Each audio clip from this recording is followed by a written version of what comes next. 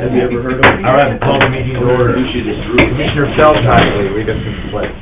I pledge allegiance to the flag of the United States of America and to the republic for which it stands, one nation under God, indivisible, with liberty and justice for all.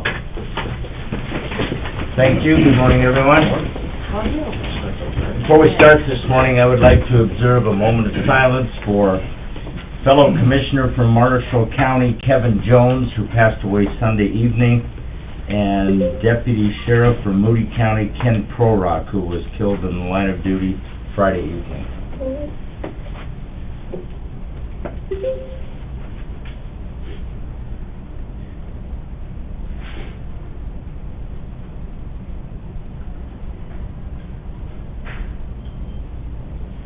Thank you.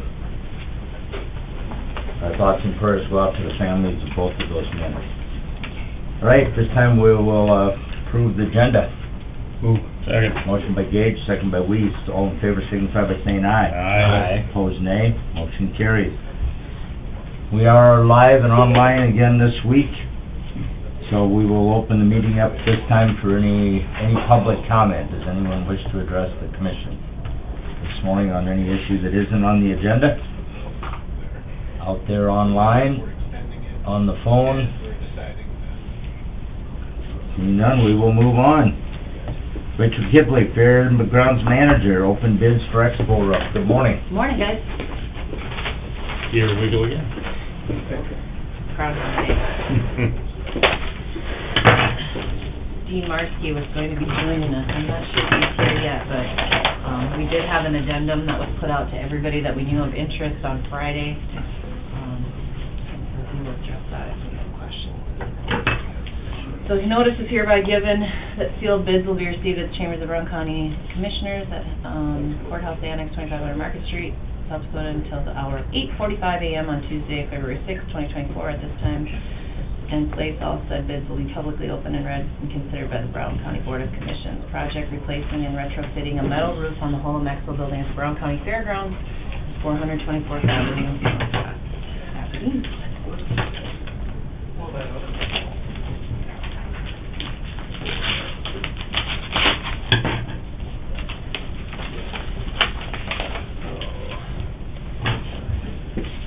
First one, we have a bid bond. It's from North Central Steel Systems, Inc., out of Aberdeen.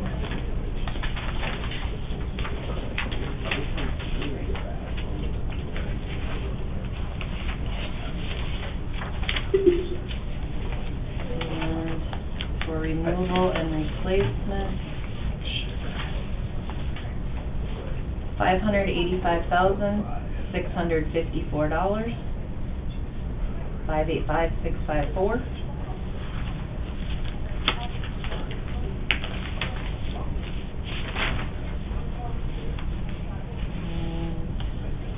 Everything is signed, Curtis Miller, and he did not put in for any alternates, so it's just the main bid, the removal and replacement.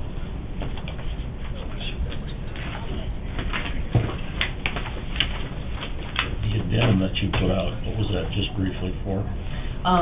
So it was the way we're gonna do the installation, basically. Okay. Yeah. Okay.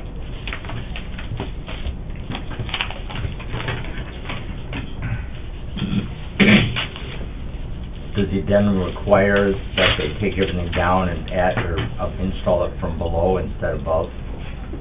No, you can still do it from above, Okay, but, okay. yeah. Second bid is MLC Construction out of Worthing, South Dakota. What is it, NLC? MLC.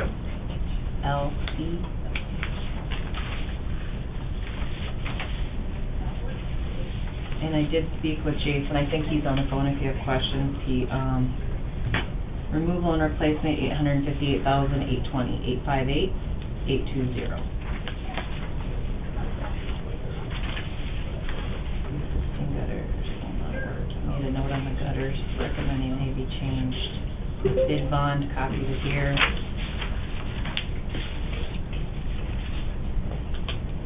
Yeah, I guess, then he did not bid the, alternates, or the alternates with the flashing.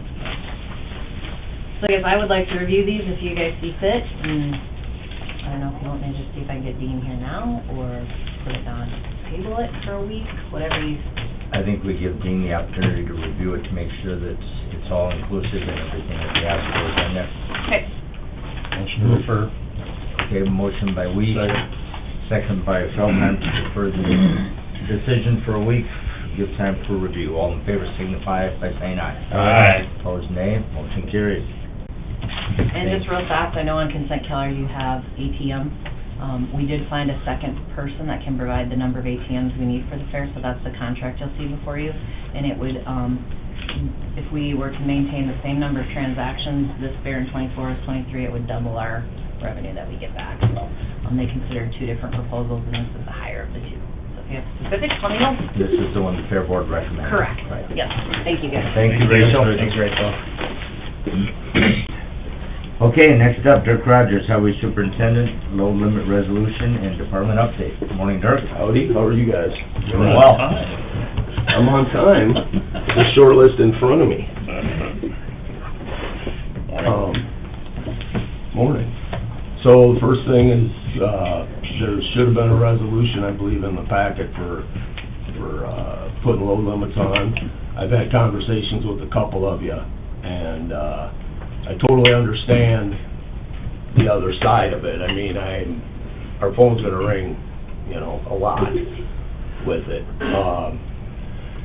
If this was the only thing we took into consideration at all, was just the roads and not the logistics for producers or logistics for contractors and guys that gotta move some heavy stuff around yet, my recommendation would be, you guys put them on now, and that's what we're gonna do this afternoon, because I feel there's a few parts that, you know, they're already,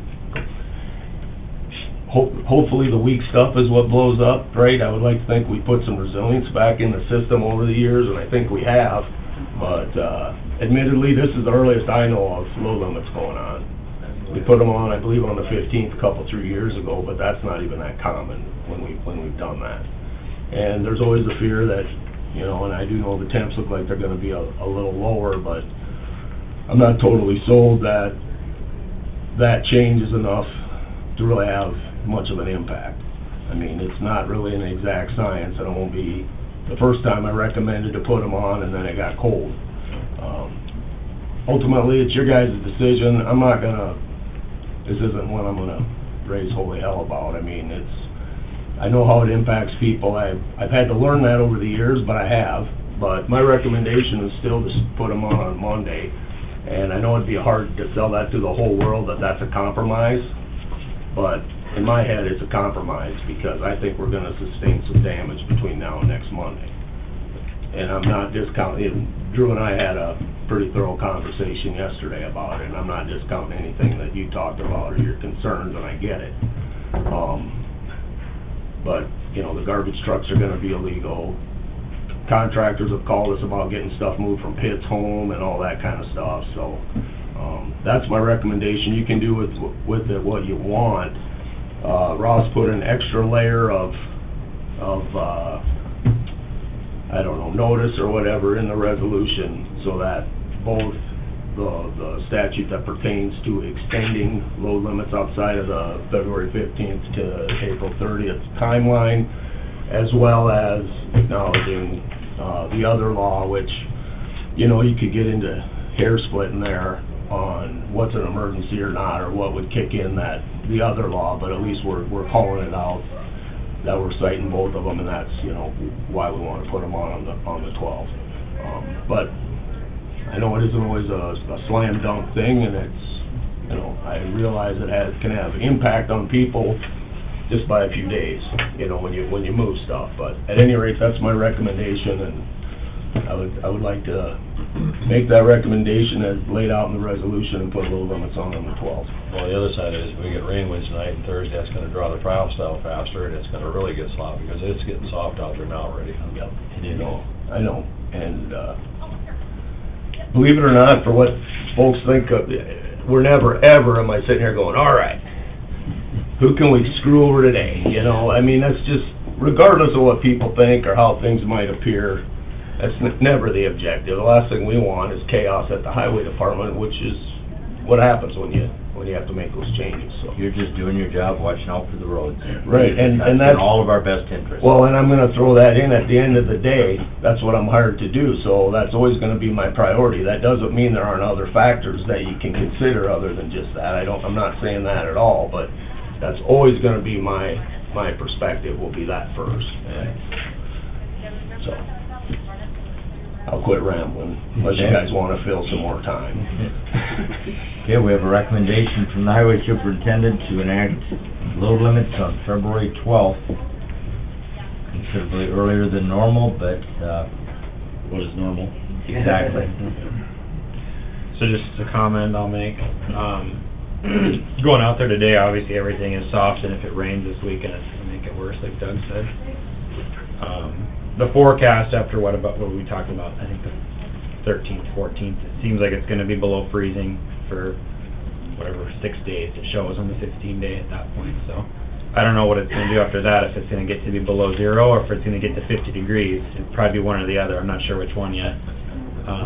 Kinda bipolar weather lately, Right. so we'll see what happens, but I don't know, I mean, my concern is like last year, I know we put them on and it got like to zero then, and it was the day that it hit zero, people started calling, well, what are the load limits on for, which I'm sure is a pretty normal thing, so.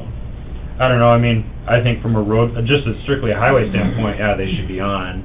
Now, from a producer standpoint, it's pretty early, so it's like, that's where we're kind of between a rock and a hard place right now, or a rock and a soft place, I guess you could say, a road and a soft place. I so. hope it's all rocks and Yeah, hard places. yeah, No. so, I don't know, I'm certainly kind of have mixed feelings, because on one hand, yeah, you want to protect the roads and put them on, but yet I know there's still a lot of product to be hauled to the elevator, and we're giving a pretty short window for people to do that, when normally they have till sometime between the 15th and the 1st, so Yeah. kind of mixed feelings on it, like we talked about yesterday there.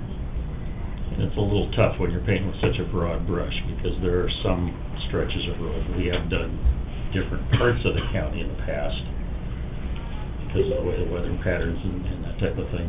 There's some roads that are not likely to be damaged, there's some that are getting damaged pretty heavily already right Yep. now. You and I talked about that the other day.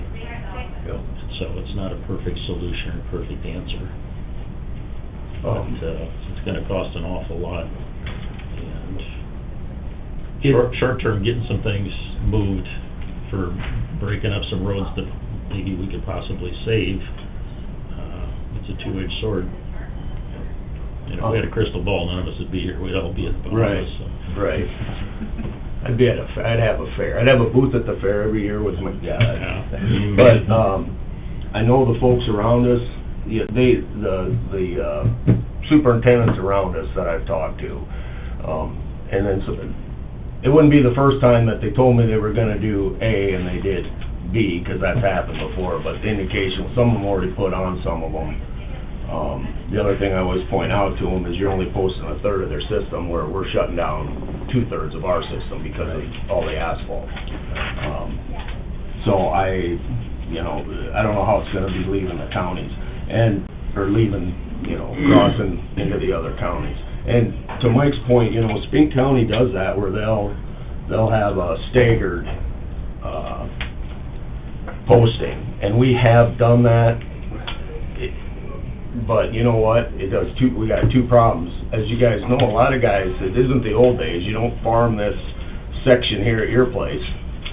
So, you got the same operator that's he might even have a bin site in a different spot that's on a posted road, and yep, we left this part open. So I've never been a fan of that, and then, making things more complicated for carrier enforcement. If we want them to help us, to the extent that they're able, you wanna make it a simple or an easier thing for them to deal with. It's like fishing or hunting waterfowl, good luck trying to figure out what's out there. There are some roads that are unposted though, according to the Oh, yeah. resolution. Yep.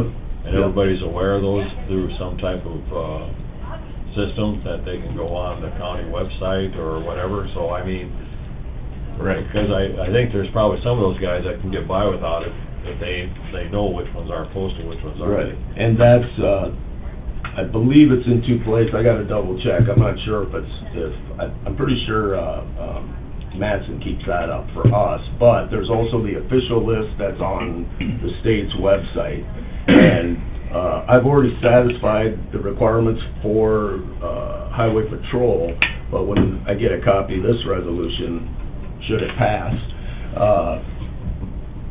I'll forward that along to them too, so they have all the records, you know, of it. So there's multiple places. And for the record, I mean, we have to adjust. Easy for me to say, I get it. I'm not trying to equate the things through. That's my main thing, is I want you to understand, I get it. But, we will go be graveling on the roads that you can pull off the state highway and get onto a gravel road that's not posted, as long as they're not too soft.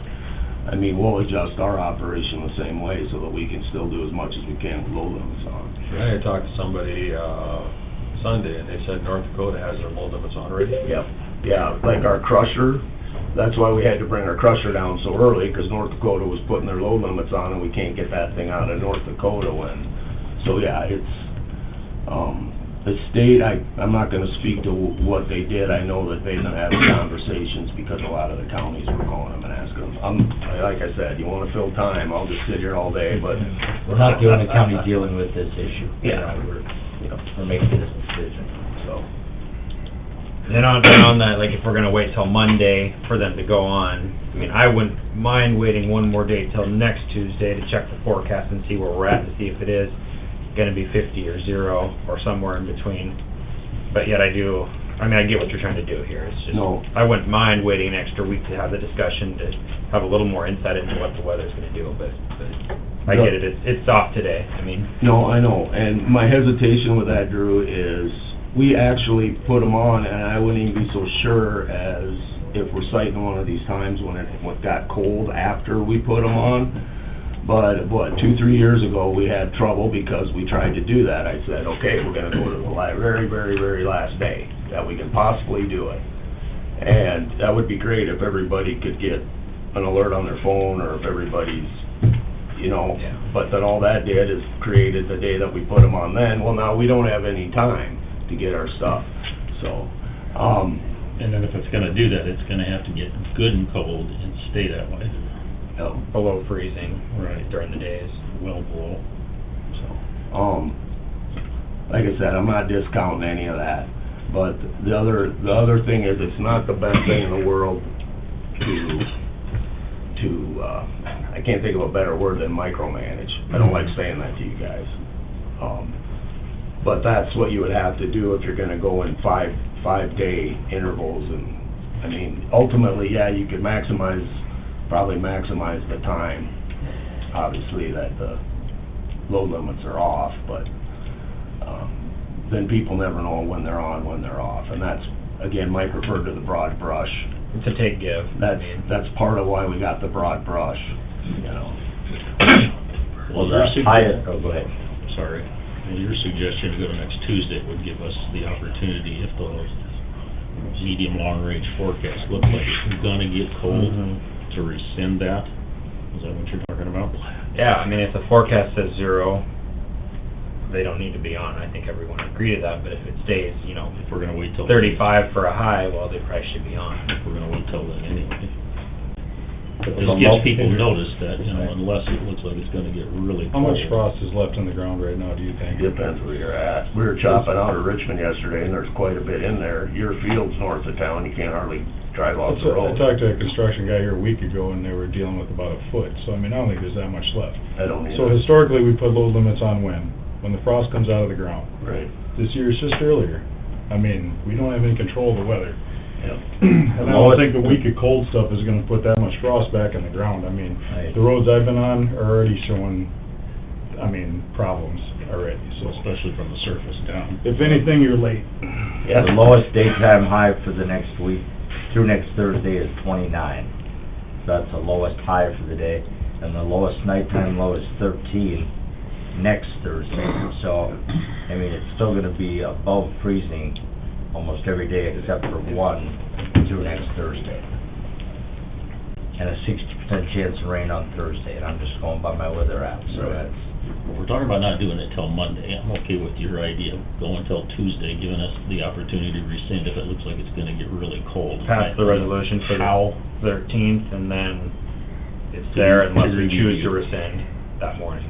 I'm okay with Are that. you okay with that? No. No? You're creating a whole bunch of confusion. We gotta have a date. Now, Okay. first off, again, regardless, this won't be the first time I lost an argument if I did. Discussion. Yeah. But I'm just going off the past. This is not something that you need to split into a whole bunch of slices and take care of each one as you go. Right. This way the decision is made, the date is set. Right. The date's certain, and everybody, Right, and as long as we're on it, and I'm certainly not trying to be, I'm not trying to usurp your authority in any way, but, I'm not gonna change my mind regardless of what the forecast says.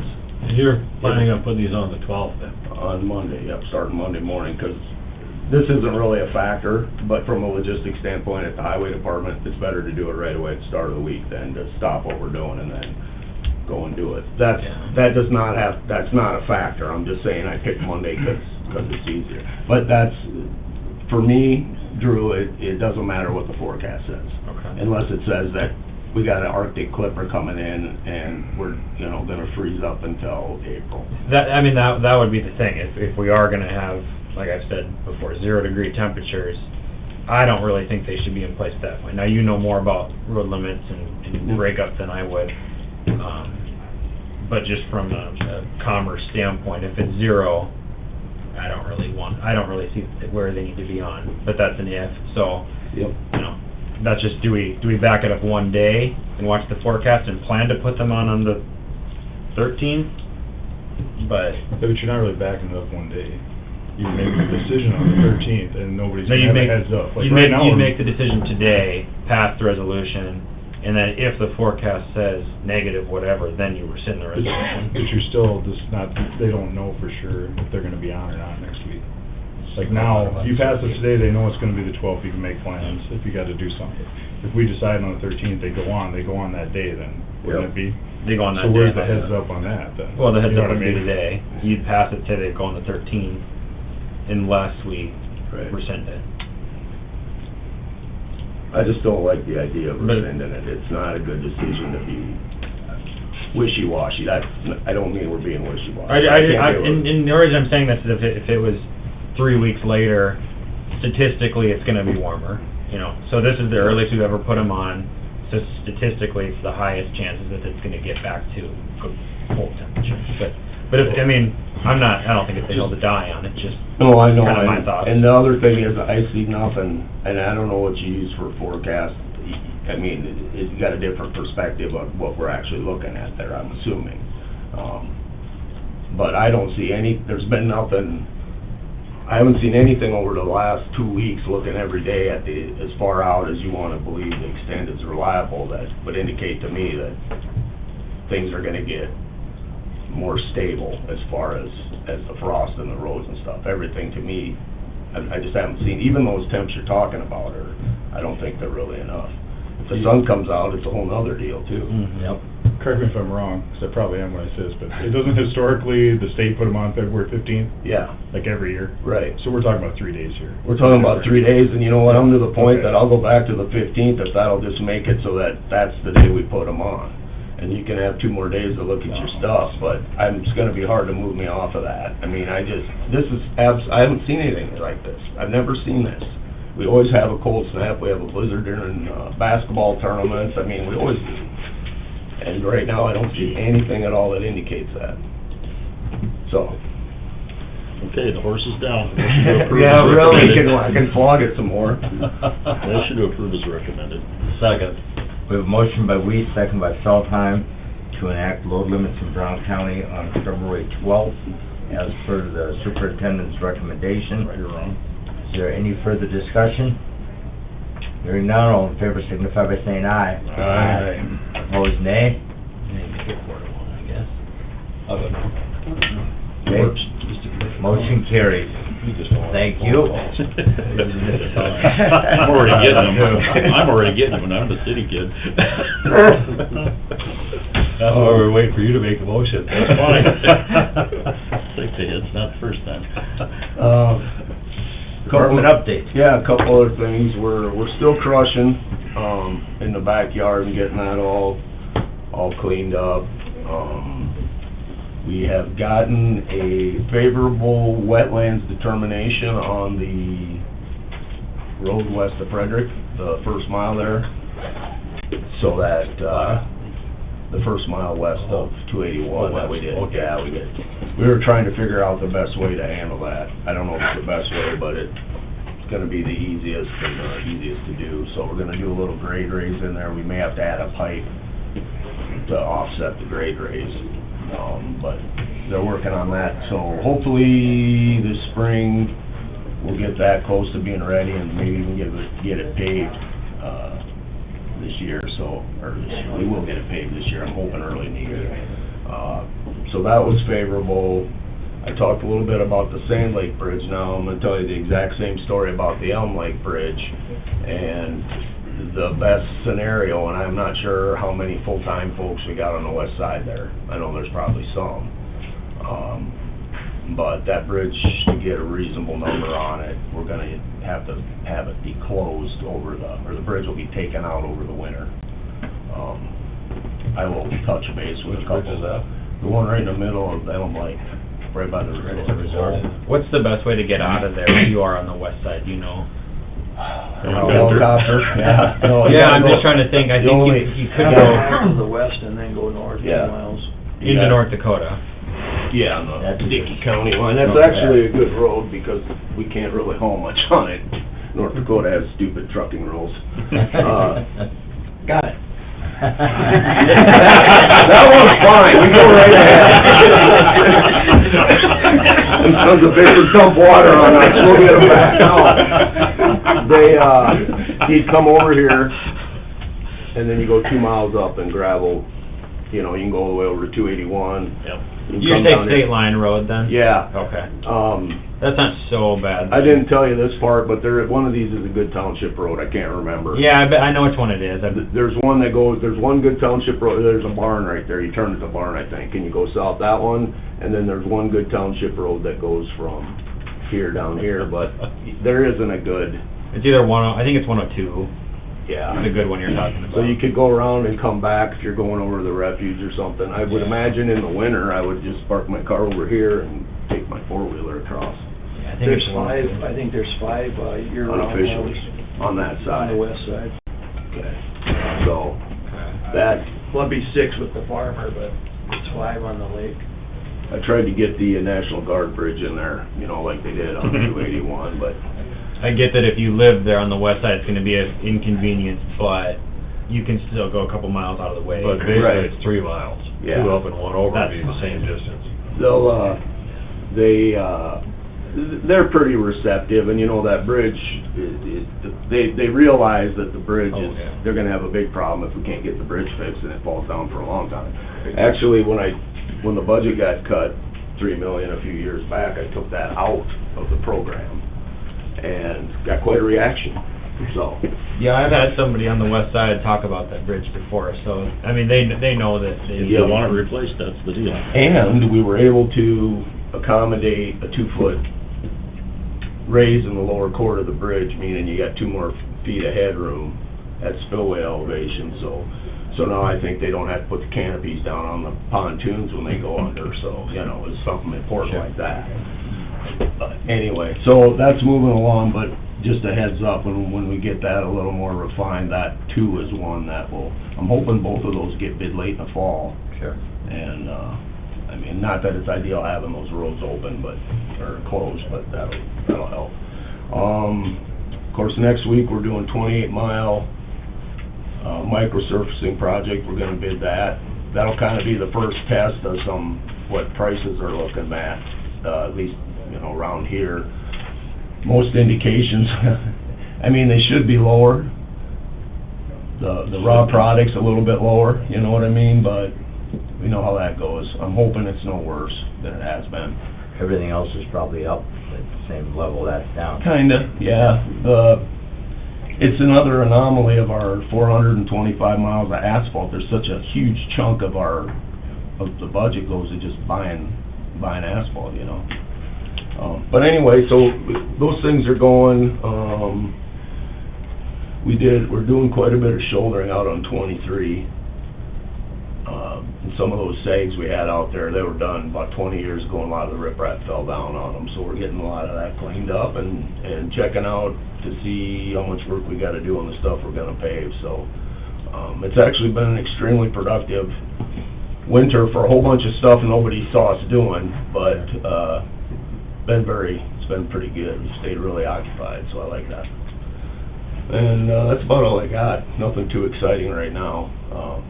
And I would entertain whatever questions or comments you guys have, as long as they're not related to load limits. We put that issue to bed. Okay, good. I already said my piece on the low limits, so I'm good. All right, anything else for Dirk?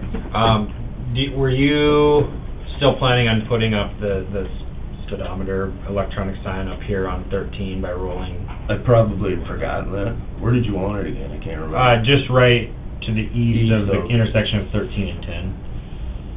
Because the folks were concerned that it were coming out of the development, right? Rolling, it's Meadows. I can't keep them. Yeah, Rolling Meadows, yeah. Okay. Yeah, basically probably just give or take across the approach going to Rolling Meadows, because there was some Rolling Meadows people that reached out All right. that were concerned about speed.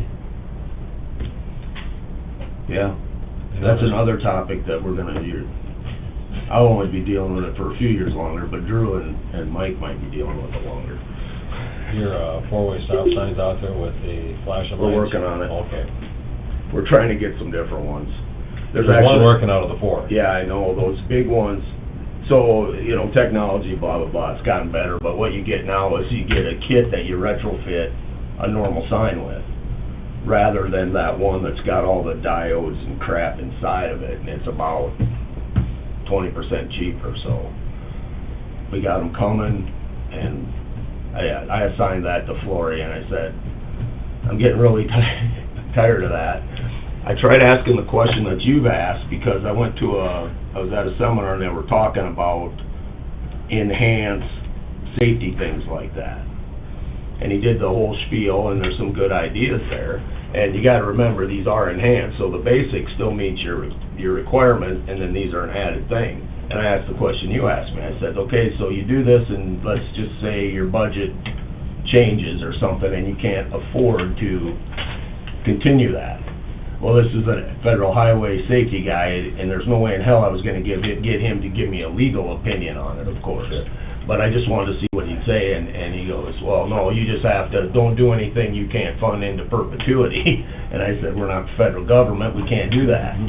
But, I couldn't get him to, you know, lean that way, and 4 different guys came up to me afterwards that worked for LTAPs around the United States and go, you know what, that's a legitimate question, you shouldn't have tried to duck that. But that's the question, is if you put those up there and then they're not functioning, are you any more liable than you would have been otherwise? Just because you exceed the standard doesn't mean that you can just bounce back and forth. Right. And if it's logistically, you know, it's because of a failure of the equipment. And, you know, that's the two-edged sword of, you know, some of the modern technology, is it's not as reliable as it's purported to be. And so if you're turning around trying to replace it and they keep making changes to it, I mean, if you could just go out to Amazon, you could get it in 2 days. Well, another thing, I think rumble strips are quite effective if Yep. they're deep enough to make a difference, and the ones on 6 probably need to be redone. Yep. They just feel like other sections of the road at this point, you know? Yeah, no, and that one's been on the list longer than Drew's sign on Prairiewood there, so, Sure. no, we'll get that. There's, they came around, did some as part of a program. Sure. I'm gonna reach out and I'll see if that's coming around again. If it's not, we can set up our own project and have it done, so. Sure. Okay. Go ahead. You'll be attending the meeting for the 6th Avenue potential project there for the bridge on Moccasin. If I'm not, somebody from, probably Matt's gonna be there, but we went through it with him. I went through it with him. he's evolving into the bridge guy. Okay.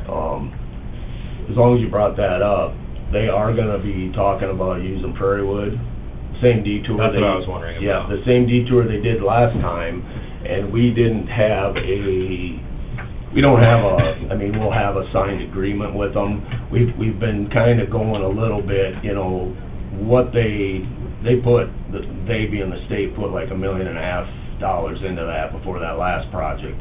and I think it's held up pretty well, but there will be an evaluation. I'm not quite sure if we'll do it beforehand, and then have it done beforehand, or if we'll wait, because it's in pretty good shape, and have them do it afterwards, but there will be a consideration there. So when they start having that conversation about the bridge, just so you guys know, that is something that they've talked to me about.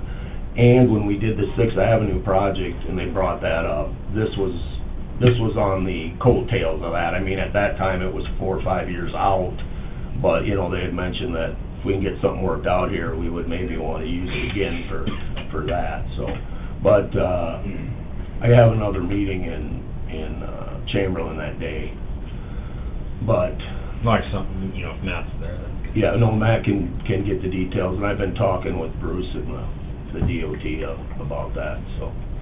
Yeah, that's gonna be a mess. Those seams have gotten pretty Oh, bad sure. on that, and having them overlay that's been much. Oh, yeah, well, Better that's, big don't forget what improvement. it was like. I mean, yeah, I the whole remember. thing wasn't completely crap, but it was getting to the point that, The seams are getting really bad. and this isn't a shot at anything, but that was some very timely, use for them to use it as a detour, because we were to the point where, okay, wait a minute, we gotta dump about $3 million into this next year, and luckily, we were able to Mhm. partner with them, and everybody won, I It was think. mutually beneficial. Right, but there's like 41,000 cars a day at that frickin' bridge. I mean, that's gonna be a mess down there. Big deal. So do you think, if they make County 13 the detour, would the state ever consider putting a stoplight up there at 281 and 13 just for safety reasons, do you think? 281 and 13, would they consider it? I would say yes, but, I mean, that's kind of a big area with, Yep. I mean, it's a big intersection, traffic-wise, and the amount of square footage it takes up. I'm trying to think how that compares to, the one at Warner, because it would be a similar, you know what I mean? Sure. Maybe not as much east-west traffic, though, at Warner, as what would be at Prairie there. But there isn't a lot going west either, you know. It'd be mostly turning Yeah. off of 281 onto 13 to head east. Right. Just a thought. No, we'll throw that out there. Like I said, we did it that way before. I don't know if they had, I can't really remember how that worked out there. I know over on our other corner, it was okay, and people didn't like the trucks, but, We're also gonna have to recognize anything that's coming in or out east, yep. going to the beef plant is gonna want a shorter route regardless of what you're gonna put in. 1,000 cars a day. Detour. They're gonna take a It's shorter about, I route. don't, double check that, but it used to be that. Well, I've got a slight thing going on that. Oh, do you? That's I what mean, they'd that almost is- need to come up this on, is from right the on east, the on massive project. 14 It's a south, Yeah. and then get on. Yeah. It's, More uh, because they will take the shorter route Perfect regardless. bell They're not gonna go all the way around. all the way through Aberdeen, and Lawson's in the middle, and that's like 40-some thousand. And if you go out to Starlight and you go to Roosevelt, or 19, the traffic's almost identical on both sides of town, and it just blew my mind. I mean, literally, the traffic at Brown County 19 and the traffic at the Starlight are Well, almost... 19's because of 3M and Yep. industrial park pretty much, Mhm. and then other. Yeah, Yeah. and then, but Roosevelt's the same as Second Street. It's just bonkers how it's spread out. And double check all that, Scott. Yeah, This is- Yeah. Yeah, all that stuff out of That was the 3M and last stuff. time I saw it. The guy that showed me that's not alive anymore, so I don't know. That stuff's real heavy at shift change too. Yeah. Oh, yeah. Well, that's, Crazy. to Drew's point, when the trailer park road, so the road that goes to Countryside Estates or whatever's out there. Village, only worked here 20 years, they think I should look at the sign. 13. There's like 1,400 cars, 1,500 cars a day on it. And 80% of them, 90% of them are between 7:30 and 8:30 and 4:30 and 5:30, so Right. there's definitely times where it would work. All right. Anything else for Last Doug? quick comment is the speed limit north of Dependable Sanitation. That's three things, I gotta write stuff down. Between you and the sheriff, Because there's more businesses and things along that stretch, just make it uniform. He stopped in. I mean, a couple of the locals came in and asked about it as well. Yeah. And yes, and then, Mike has asked me several times. yeah, Mike's coming in. Radar at Brentwood. He asked what it does, what he needs to do to change it. I said, we have commission meeting every Tuesday morning. He hasn't been here yet. We talked to Dirk. I usually tell them, I go, speed limits, you guys, a former, group of commissioners that I worked with wasn't very open to changing speed limits for any reason, and when the makeup of the commission changed, it seemed to become a more welcome activity, so, and I'm almost always in favor of lowering speed limits, so I apologize for all three of those things to you guys, because... It goes 55 to 35, or is it 55 to 45 out there? I think 40 on 19. But it's Yeah. 55 on, let's see, it's 35, if you start over at Prairiewood and you go, or on Roosevelt on Fairgrounds and you're going east. 45. Well, it's 35 at first, remember the Right. Mad Mothers, and then, Yeah. I shouldn't have said that either. And then the second 55. Concern. You turn, you go south, And then you, 55. yeah, and then it turns back to 40, Yeah, 40, 40, yeah. yeah. Pick So a I number. think we'll just do that whole mile, the same thing, does that make sense? Should I just go and try to do the whole, the north-south piece on the east side of the sports complex, That makes sense to me. rather than having a speed change in it? That he gives, you had three different speeds now, 35, 55, and 40, if I remember right, in that 2-mile stretch. Okay. All right. Find a happy medium or something. It's like trying to go 45 for that mile north of the intersection. I know. Ain't having it. Whatever, I'm not the cops. There you go. I just put the signs up. Have a good day. All right, Thank you, thank you, guys. Derek. Thanks, Dirk. Yeah, if you need any decipherings, Scott, call me. All right, next up, we're discussing set FOIA fees. They were in the packets, the recommended fees. That was just something that I kinda came up with based on the information I got from other counties. So you guys can adjust it any way you feel is fit. That's your recommendation after the research? Yep. Move. Motion by Weiss, second by Dennert, to enact the FOIA fees. Maybe you wanna just, announce what FOIA fees mean.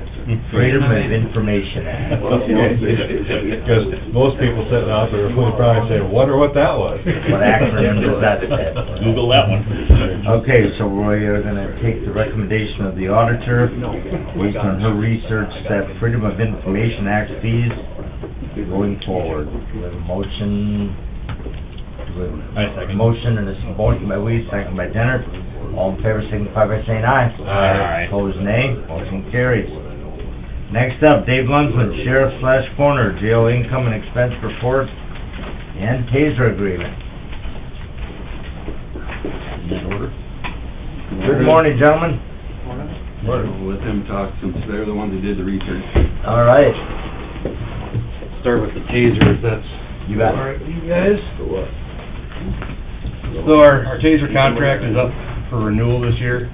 So Wes has contacted them and got some information about their new contract process, so kinda let him touch on it's gonna be a 10-year contract is what they offer now. So I'll let him touch on the high points of what that contract entails.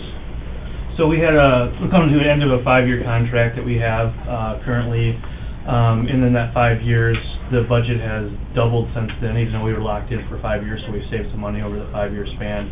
Now they're offering a 10-year deal, and with that, it's a big number right off the bat, but per year, it's like $19,212.25. That would be the first payment for the first year for that, and then they continue the 19 for 5 years, and then at the 6th year, it jumps up to 22,000. But with that covers some other things that we haven't had in the 5-year plan that we currently are coming to an end on. That also includes TASER instructor courses for the TASER instructors that we have. We have 3 of them, where we would have to pay that out of pocket previously. That's included in this budget that they've given us. Also that they give us a halt suit, which is a training suit for us, which we don't have, we haven't had that yet. That's for better training for everybody so that we can actually have some live training with these tasers, which we haven't had in the past. It also includes 21 taser handles, which will be as many as we need for all the deputies that carry currently. It comes with cartridges, holsters, batteries, a charging dock for all the batteries, which when you plug them in, it automatically updates all the data to the software, which is also included in this package, which automatically is saved, so if we need it for evidence or something like that, we can pull up on the software and pull that data for evidence purposes.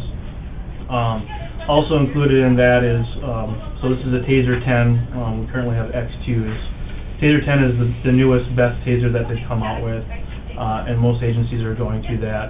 Has the capability of shooting up to 10 darts at a time, whereas we only have 2 per cartridge. And they say it's basically they're phasing out all the other tasers because their research shows this is the safest and most effective taser that they've come out with. Also, I'd like to highlight in the 10-year thing, so after 5 years in this 10-year contract, they'll upgrade us to whatever the newest taser is. So if they come up with something new, if it's an X12 or whatever it might be, we'll get that at the same price that we're locked in.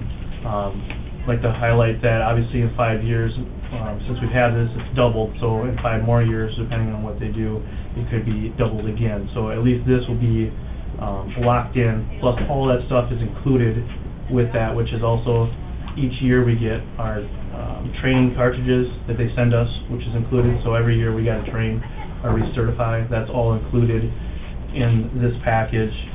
They also will send taser instructor or senior instructors to here, or to sheriff's office, and train as many people as we want to be instructors. Which again, like we have to usually pay for that, that's all included with this. So, those are a few things to highlight. I do have something I can pass around, it kind of just goes in depth of what's all included. So, other thing, like I say, we use the darts or tasers in the field, they automatically send us new ones, which is included in this cost.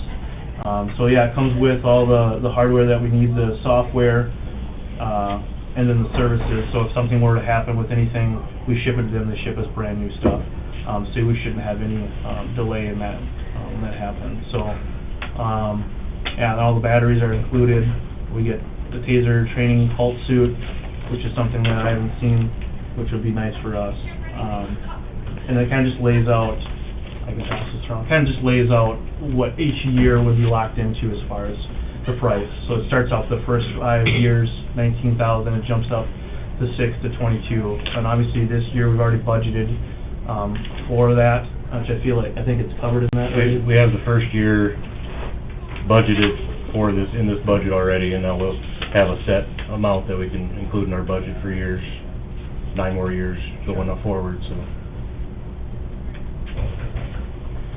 And they did provide a sole source letter that stating they're the only company out there to offer this product. Sure. So you don't have to look at the bid process. Right, right. So they are charging for a 2-day instruction course, $22.50? Well, that's included, they show the price on it, but that's included in the whole thing. The acquisition. Yeah. So that training suit that includes, what do you use now, the low guy in the totem pole? Yeah, whoever wants to volunteer, they gotta sign a piece of paper, but no, basically we use targets, just paper targets, which obviously aren't real life. Sure. But, you know, when I go to the instructor course, they have all kinds of different scenarios with people wearing that, so you kinda get more realistic Right. training, so it'd be nice to have that included, for our guys, so. Right. They're not always static targets. No. All right, well, it looks like you've done ample research, and it's about the only game in town. What do you do with the old tasers? Are they? So when we're done with them, we have to send them back to them, and basically right now they compass for that, so that would go towards the other, but now this new program, again, when the 5 years up, we basically traded in for the brand new ones, whether it's just another Taser 10, or if they got something, you know, then they'll just send it to us at the price that we've already locked into. Any other questions for these gentlemen? We've got your recommendation is to go with this contract as presented. Okay. You don't need them often, but when you do, the level of sophistication is pretty amazing. Motion to approve. Okay, we have a motion by Weiss, Second. second by Gage. Is there any further discussion? Hearing none, all in favor signify by saying aye. Aye. Opposed, nay. Motion carries. Thank you, gentlemen. Thank you. Thank you. Lynn, do you need a copy of that?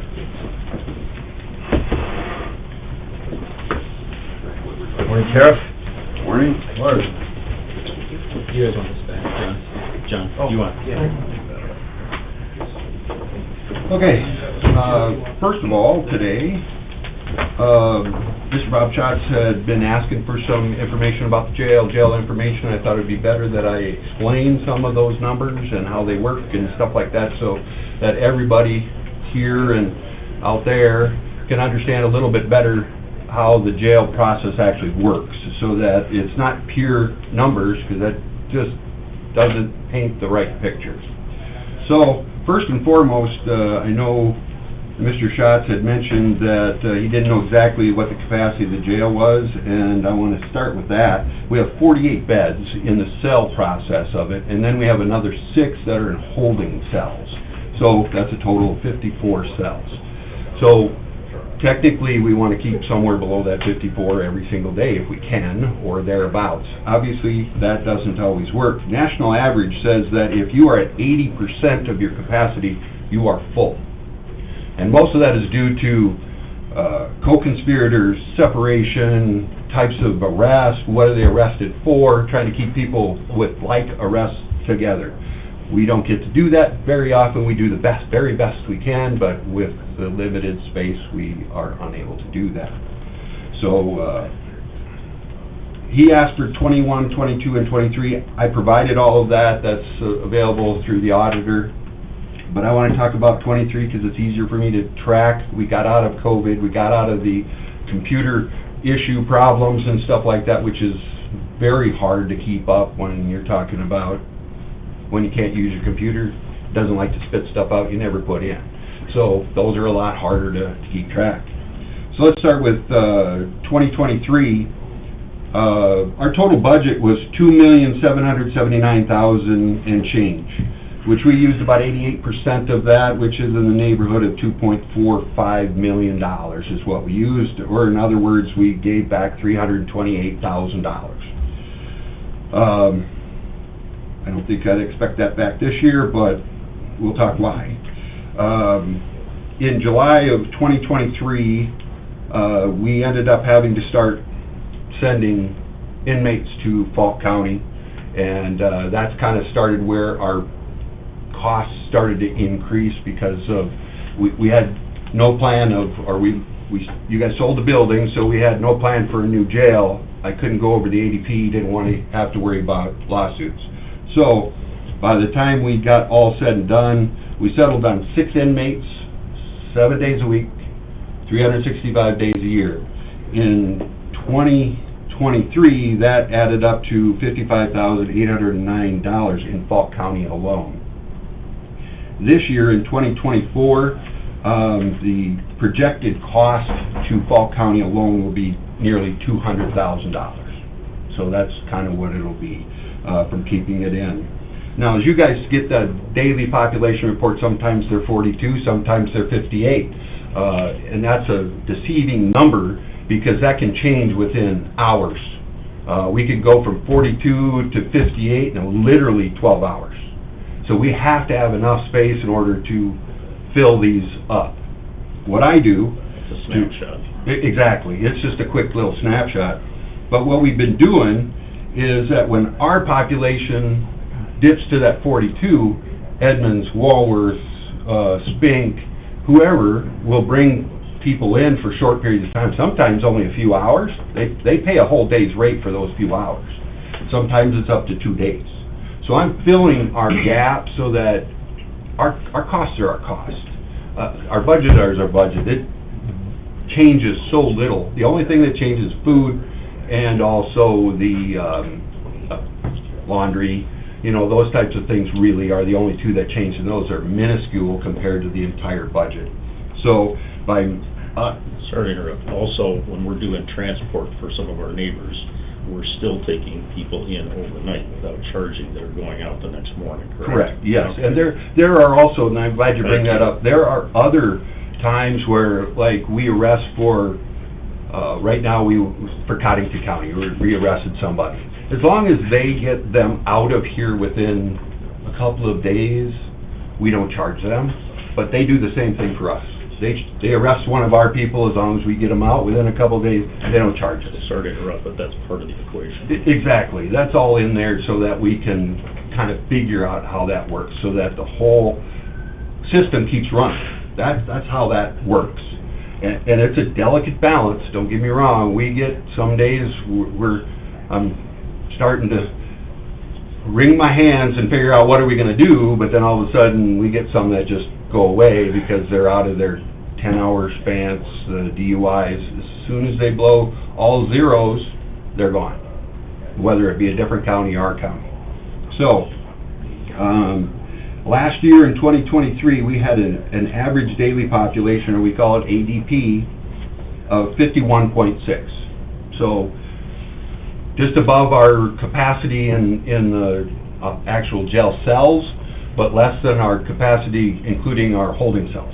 Because there's a lot of different rules for holding cells versus in the actual jail cells that we have to follow. So, if you're following where I'm going with this, we try to stay below that 54, the best of our abilities, but some days that doesn't always work.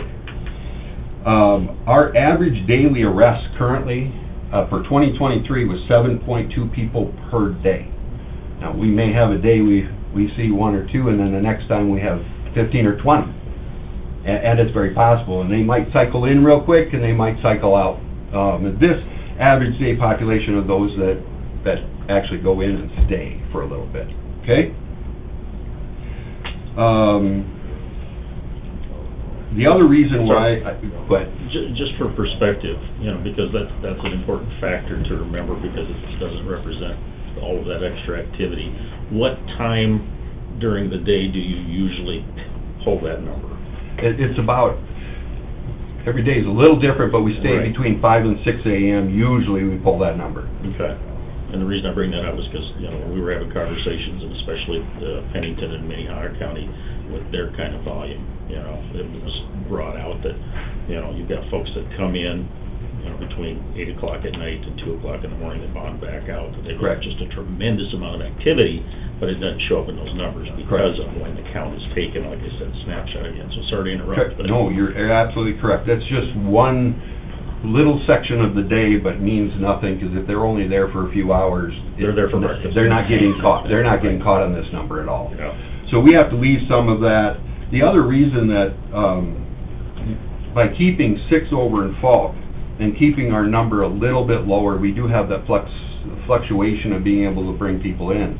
Now, if I bring in an Edmonds or a Walworth or a Spink County prisoner, and for some reason we get an influx of inmates awful quick that are going to put us beyond our limits, I can call them and they have to come and get them. Now, if they're ours, I got to decide what to do with them. I got to transport them. I got to find housing, all that kind of stuff, which costs money. So it gives me some playroom. I know that sounds bad, but it's really true, and it saves money for the county versus expending money for the county. So that's why we do what we do. I hate to keep interrupting you, but part of the reality of this, and I happen to know some of this a little bit, on a day-to-day basis, is, it's like booking an airline and overbooking. When you're trying to anticipate, because we've had this conversation, some of these people are in custody for very long periods of time, and then you've got others that are coming and going, and your staff is trying to anticipate, okay, I'm expecting this person's got a court date that most likely is going to be released or is going to be remanded to something else or whatever, and there may be 2 or 3 of those, and so you're trying to accommodate somebody else, and you say, okay, I expect to have this, capacity, so we're going to take that capacity, and all of a sudden that doesn't happen on the front end, so there you are overbooked, and everybody's scrambling trying to figure out what they're going to do, and that's a daily kind of a situation, if I'm not mistaken. You're absolutely correct. We're watching that number all the time. figuring out how many are gonna get out for when they go to mag court, how many are the judge gonna let out on this, how many people are going to, and it's a guessing game, because we never know what the judges are gonna do, we never know when they're gonna actually blow all zeros. We have one person that in 4 hours, they're clean. Next guy might take 24 hours before they're clean. And it's just a delicate balance, is what we're trying to do. So with that, last year, we had a total of 136, and I'll change this a little bit, but 136 inmates from outside at a 1,772 days worth. That's outside. We got to bill somebody. And the total billed out in 2023 was $123,300. Now, the numbers look a little different because we actually collected over $200 or $200,000, but some of that is from December of the year before. Those types of things, you kind of mix them in. You don't get all your money back in the year you billed. So, but just so that you understand, that's how much was billed. Now, in 2023, we billed anywhere from $60 to $100, depending on who they were or where they came from. We didn't have, like we currently went through and changed to where everything is $100. So these numbers could have been different if we would have had one type of a billing number. Okay? Now, I'm going to change those numbers a little bit. We do have a contract with McPherson County. They pay us $25,000 a year, straight rate. Whatever's left over we get to keep, and if there is nothing left over, they do pay the overage.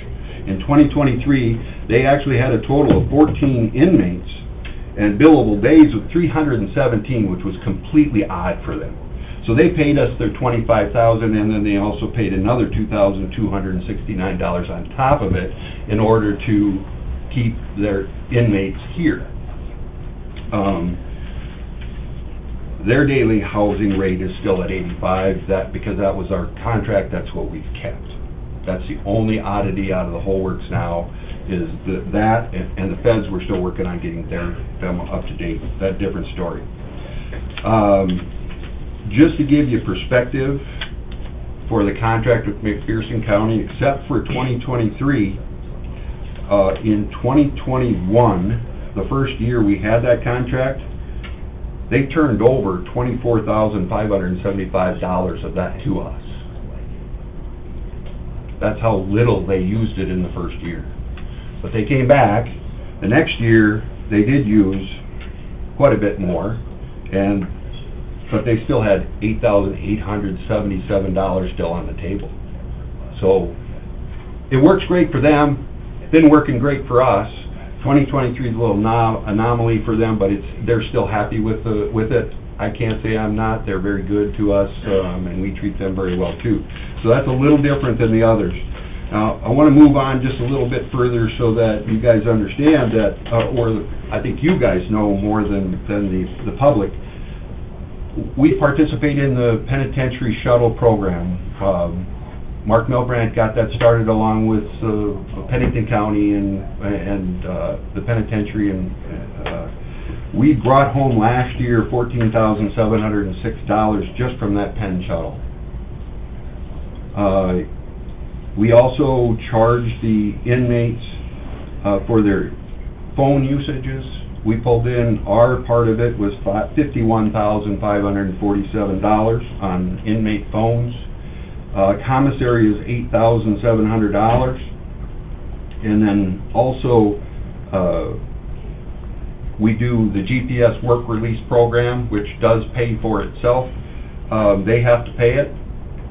If they don't get on it. And the work release program alone brought in $38,950 last year in 2023. Now with the GPS that we use on bond conditions, a different story, comes from a different pot. It's ordered by the judge in a different way, but we still bring in funds for that, and we brought in $31,748 just for that. So we are trying to, yes, sir. Your revenues are your $2.5 million budget approximately for the year. the revenues, do they offset that budget, or is that part of that budget, or how is that working with that budget, so people understand that? It will not totally offset that budget by any means. We're not gonna bring in $2.5 million. No, it doesn't offset it, but I mean, is it part of the budget then, that 2.5? Or is it strictly 2.5 coming from the county? I mean, Yes. and then do the revenues come back into the general? General fund. General Okay, fund, that's yes. what I wanted to So, explain. correct, and you're absolutely right, I'm glad you brought that up, is the 2.5 is 2.5. Every dollar that comes through our office comes right back here and then gets to keep it. Sure she does. She wishes she does, but that way, the public understands that it comes back through her office, and we don't see that during the year. That doesn't do anything to my budget. I have to budget for every expense a year in advance, and then whatever's brought in is put back into the county funds. It's revenue that comes into the county that we use to fund yours and all the other departmental budgets. Yeah, any incidentals, anything else for next year, whatever it is, however all that piles up, we don't get to see any of that, but, I think the last couple of years, we probably gave you some more for accident funds, but that's a different, different topic. So, I think I covered most everything on that. I don't know unless there are questions you guys actually have for that part of it. Mr. Schatz? Have a few questions there. Remember the number 2023, you took, how many bed dates did you say you had in 2023? 2023. Rented out, excuse me, total bed dates rented out. $1,772. I mean, 72 people, or bed days, I should say. Okay. Sheriff's management study, now, this may not be the same day, I'm assuming you're on a calendar year for that? Yes. Sheriff's management study shows that you had a total out-of-county prisoner days, 4,759. For 2023? Yep, the Sheriff's Management Study 2023, which we can find on the Attorney General's website.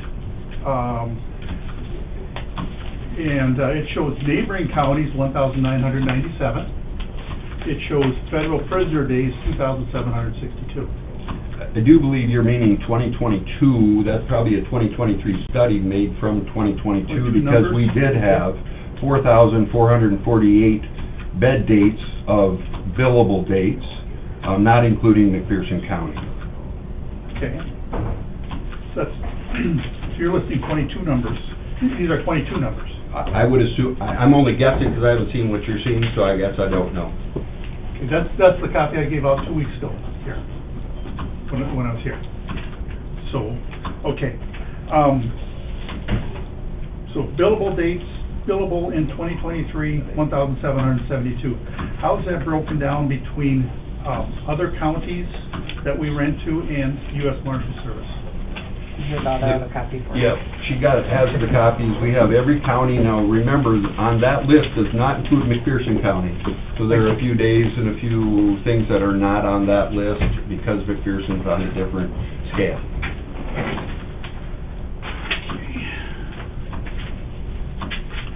So if our jail budget's 2.5, divided by 365, it's about $6,850 a day. I haven't done the math. I just was doing it here. Okay. And then if you take the 51 prisoners a day times 68, it's costing us roughly about $130 a day for our prisoners.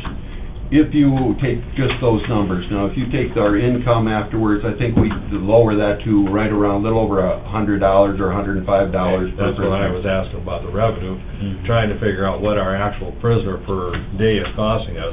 If I just use the gross numbers, it's 134. Correct. But now I didn't have the numbers for the revenue to offset that, so I guess that's where I was going with that. Yeah, okay. Trying to determine what a prisoner costs us per day versus what it costs us in Polk County or wherever we send them. And currently, just so to be totally transparent, we're paying $90 a day in Polk. And we're charging $100 here a day for Brown County. And, Go ahead. The Sheriff's Management Study lists them by the total cost, does not list the revenue that comes in. So they're all listed, you know, and so yes, it's right at the $132 of the number that the management study shows. And everybody else is considerably less for that. So that's part of the reason I'm looking at the numbers, want to know the numbers. And I get the part where you can't rent 100% of the beds, or you can't fill 100% of the beds, simply because you have some beds available for females and males, and you know, that part too. So I get that there's, you can't put everybody together there.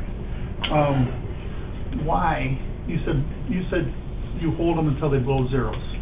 Is that a Brown County thing? Is that a state law? Why wouldn't we release that is when the they're behind? judge's order. The Fifth Judicial Circuit, I don't know what other Okay. circuits do, but Okay. Fifth Judicial Circuit judges have ordered us, and anything alcohol related, they cannot be released from the jail unless they are blowing all zeros. Okay.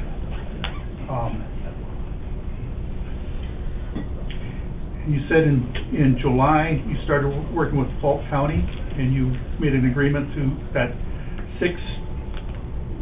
rent 6 beds from Falk County per month? It wasn't immediate. We've had one here and there because we've had to trade due to them needing to trade over for Yep. different issues that were going on, and we needed to trade. So those were one of the things, but after July is when we started adding. I don't remember the date we got officially to 6 and stayed with 6, I'm not sure. Okay, but, so you exceeded your 54 beds, or your number was gonna exceed the 54 beds at that point. How many of those were Brown County people arrested for a Brown County crime that were in Brown County? How many beds were we renting out when we were overfilled? In 2023? July 2023, if that's, I mean, or one of those months. Without going, you know, individual by individual, and I can't do that, that would take forever. But I can tell you, if you look at the ADP, the average daily population of 51, a little over 51, should tell everybody that we are staying below our 54. Yes, I agree with that. So, but how many of that 51 are we renting out to other counties? I guess I just gave you the numbers of how many bed days. I can't tell you each day how many we're doing for others and how many we're doing for our own. The vast majority of our own, but when we have a bed, like I said, a lot of the surrounding counties are alcohol-related ones, so they're short terms. 4.85 would be the average. 4.85 we rent out to others? Well, 1,772 divided by 365. Makes sense. It's just under 5. Okay. So we're taking money in for just about 5 from other counties, and we have to pay money to Falk County to house some of our people, 6 people, right? Yes. That's where the numbers sit, okay. Notwithstanding transportation, we'd be better off charging and sending them to Falk County, paying them less. Absolutely. Actually, right now, we are. Right? Besides the transportation, and thankfully, we've been really good. We take the longer-term people and bring them to Falk. I think the shortest amount of time, besides this behavioral issue, was nothing less than 2 weeks. Most of them are a month to 6 weeks out that they need to come back, so we're not going back and forth every day, number one. Number two, Falk does a lot of federal prisoners, so they're coming to the federal courthouse a lot, so they're willing to bring them back to us, in most cases, for free. So, we are saving money there. They're coming anyway. Yeah, absolutely. And in those numbers, I don't know if I explained it well enough, but say Edmonds County brings in 3 people, and they're here for 10 hours, and then as they're coming to pick them up, and they bring 3 more, and they're in for 10 hours, that's 6 people in a 24-hour rate. They pay for 6 people. Even before they're there for 2 hours, 10 hours, whatever it might be, but they're paying for a whole day. That's how it works. They all know it. We all in the game know how that works, so that's how we work it. In 2023, how many total intakes did you have?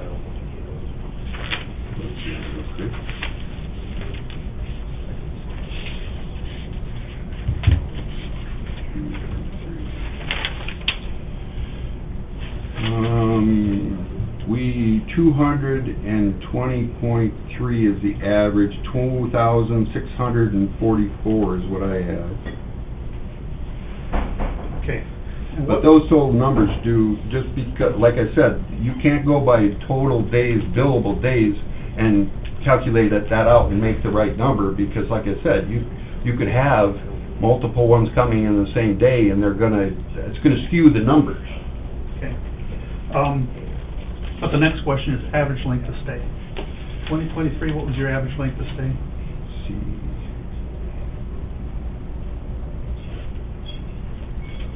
I don't think I have that on my sheet here right now. I can get that, that's not a problem. I don't have that with me, I guess.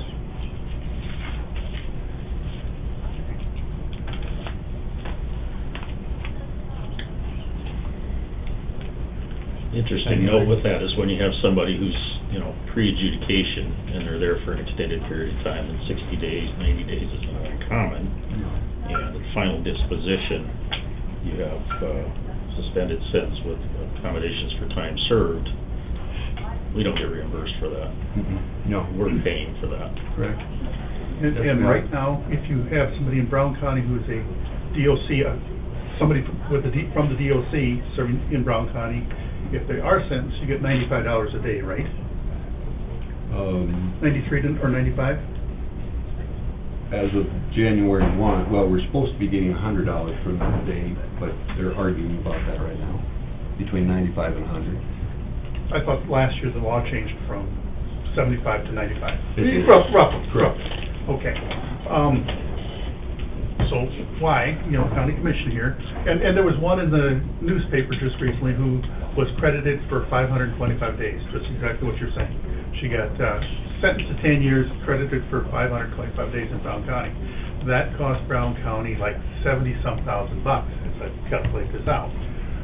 Why aren't we, as county commissioners, why don't all the county commissioners come together and say, hey, this has got to be a problem for every county, because every county's going to have that expense, and work to get that resolved, whether that comes from the Department of Corrections or from the state of South Dakota, but that's an expense to every county. And it's, looking at the number of people that get time served, it's a huge expense to Brown County. Our track record trying to get money out of the state through the DOC is not very good. I would agree. So it's not that we're not aware and haven't tried, but again, it's fallen on deaf ears, and trying to convince the state that we should be reimbursed has been difficult, to say the least. I believe there's a representative that shows up here a lot of times if he's not here, and I believe he would be willing to put a bill in that says that the DOC needs to, because I think there'd be enough counties that have a big expense there. And it's gotta be a huge expense. I don't know, Sheriff, do you have the number for how many bed days we paid for time served, basically? No, I don't. Would that be even captured?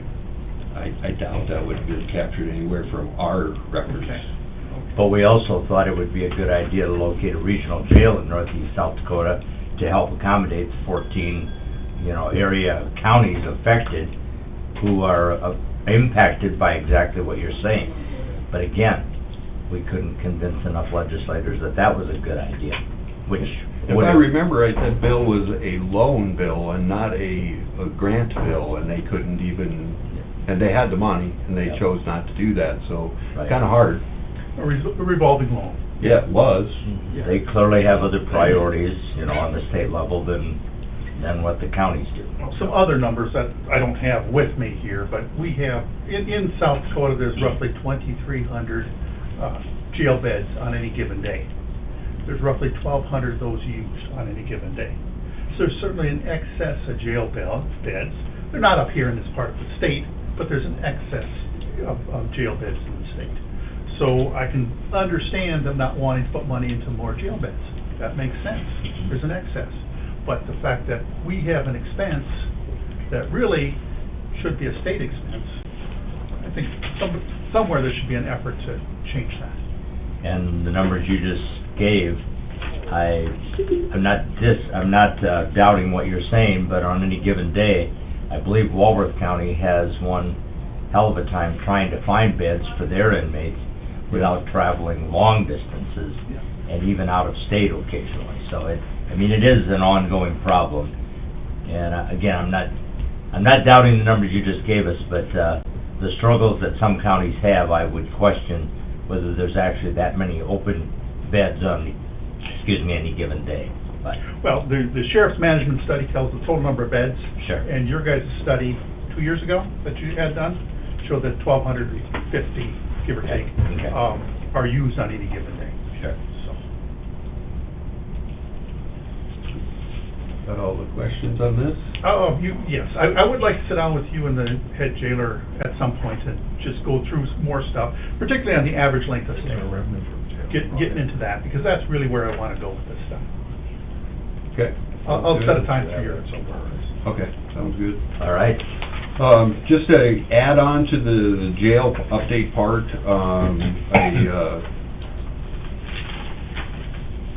I know we met last week and talked about some changes for the jail and such, and I feel that it's a need that I need to update. There's nothing here that the world can't hear, so I just want to make sure that everybody understands that last week, which was on January 30th, you guys had decided that you wanted to take over the fob access for the jail and the courthouse. But as I read the South Dakota Codified Law 2411-13, and also the Attorney General's Opinion 06-07, the sheriff is in charge of the jail and its operation. This would include key fob access in order to control the safety of all. And also with the courthouse part, that is on December 4th, 2017, the 5th Judicial Court judges ordered the sheriff shall provide security to the court. The only way I'm able to abide by that court order is to oversee the fob accesses for those areas. As you guys pointed out, the medical part appears through South Dakota Codified Law is yours, and you're more than welcome to have that if you so choose. How that's ran can be decided at a later date. I don't want to go into any personnel issues as this is an open meeting. Lastly, I feel I do need to I get asked this question a lot, so I guess I'm just going to answer it here. There's a newspaper article a few weeks ago that makes it appear that there was some discord between the APD and the Aberdeen Police Department and the Brown County Sheriff's Office. Unfortunately, that article made it appear that it was attributed to being my fault. Although I've been in this game over 30 years, and there's been a discord between the Aberdeen Police Department and the Brown County Sheriff's Office pretty much all those 30-plus years. Some years were a little better, some years a little worse, but that was the way it has been. I know you guys asked me to fix the relationship. Unfortunately, on Sunday, I will give you this example. We had one individual on working Sunday morning. We had a 24/7 individual that blew 1.178. Our deputy was out of town, just barely out of town, but was out of town. Requested assistance from the Aberdeen Police Department. They answered with the term negative 10-8, which means, no, I'm not going to help, and I'm ready for any other call. Okay? So, there wasn't a lot of information passed along because the jail didn't have a lot of information. But even with those 24/7 violations, they always have a name. They're in our name file because we have to sign them up for the 24/7 program. The deputy came back into town and within a short period of time had already arrested the individual, brought him to jail. While he's in jail, we had a second violation, which he was busy, unable to help. We dispatched the police department.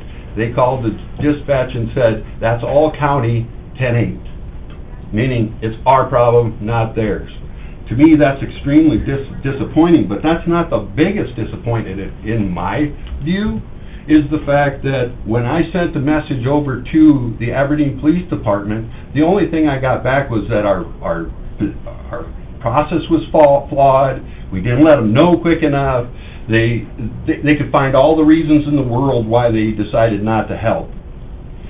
And they justified that their officers did nothing wrong. Now, to me, that is wrong. When we asked for help, they said there was not enough information, but my deputy came in and within minutes had the information, got the guy arrested, and put him in jail. They had the same information the deputy had. Why would they not help? So that's why I keep telling you, I would love to be able to work with the Aberdeen Police Department. Absolutely would, but these actions that the world out there doesn't know is going on, until we can get help, and then they identify that they could have at least tried. If they failed, okay, but they didn't even try. That is a problem for me. And the fact that last week you wanted me to fix it, okay, that's fine, I understand that, but this is why I don't. This is why it's hard for me. It's like in a bad marriage. If one person doesn't want to work it out, it ain't going to happen. And that's exactly where we're at right now. Until they are deciding to at least try to assist and not attack me, not only that, it says, well, if you do this, if you do that, if you do that, this would all work better. Well, of course it would. But I don't have a deputy to sit out on 24/7 every single day, which they suggested I do. I had one deputy on Sunday. You got illness, you got people that are on vacation. We can't control those things. But when they were not busy, they weren't busy even. If they would have been busy in all different calls, I wouldn't have said a word. But the fact is they were not busy. And they didn't even take 1 second to say negative 10-8. That's a county problem. Was an attempt made Monday morning to arrange a meeting between you and Chief McNeil? I sent an email immediately, and I got a response back shortly after with them saying that these are all your problems, this is what you should do in the future to make this work out better, and they agreed that their officers did nothing wrong. That's a problem. That's disappointing. And all the citizens should be disappointed at that also. They pay all of our salaries. And I wish we could find a way to get along. But if they are refusing to help when we ask, even though they say they want to help, but when we ask and they refuse, there's nothing I can do. So that's the end of my rant. Apologize for the rant for everybody, but I want everybody to know that there's a lot more going on here than what is found in the newspaper. Anyone have any questions? All right, thank you guys, appreciate it. Thank you. All right, next up, approve Housing and Redevelopment Commission of Brown County. Got that information from the city, the names were provided. Just need to approve that commission. Move. Motion by Feldheim, second by Denner. Any further discussion? Hearing none, all in favor signify by saying aye. Aye. Opposed, nay. Motion carries. No, I can page for it. Okay, very good. Moving on to the consent calendar. Approval of the general meeting minutes from January 30th. Move. Second. Motion by Feldheim, second by Weiss. All in favor signify by saying aye. Aye. Opposed, nay. Motion carries. Claims. Move. Second. Motion by Gage, second by Weiss. All in favor signify by saying aye. Aye. Opposed, nay. Motion carries. HR report. Move. Second. Motion by Denner, second by Weiss. All in favor signify by saying aye. Aye. Opposed, nay. Motion carries. Travel request. Move. Second. Motion by Gage, second by Weiss. All in favor signify by saying aye. Aye. Opposed, nay. Motion carries. Claim assignment. Move. Second. Motion by Feldheim, second by Denner. All in favor signify by saying aye. Aye. Opposed, nay. Motion carries. Lease agreement. Move. Second. Motion by Gage, second by Weiss. All in favor signify by saying aye. Aye. Opposed, nay. Motion carries. Landfill tonnage report. Move. Second. Motion by Denner, second by Weiss. All in favor signify by saying aye. Aye. Opposed, nay. Motion carries. Special malt beverage license. Move. Second. Motion by Weiss, second by Gage. All in favor signify by saying aye. Aye. Opposed, nay. Motion carries. ATM contract for the Brown County Fair. Move. Second.